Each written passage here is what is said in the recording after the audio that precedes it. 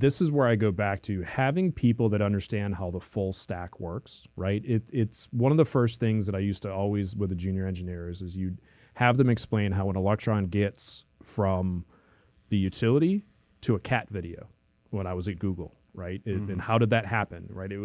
They actually used to have training on it.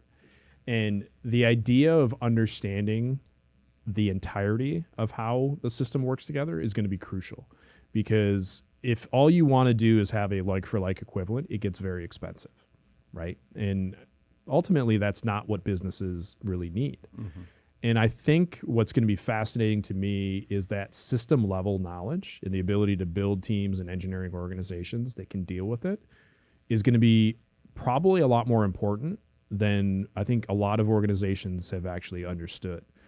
And when we look at power and we look at, all of the things that make data centers work, one of the biggest crises that I think is coming in the next few years is a lot of the senior engineering talent in this nation is actually aging.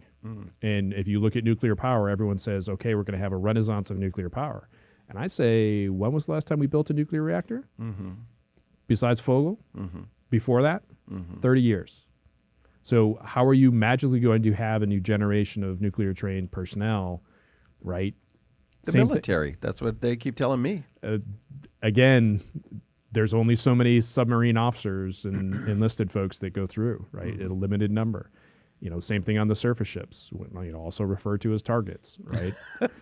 It's one of those, people are actually the limiting factor in pretty much anything at this point.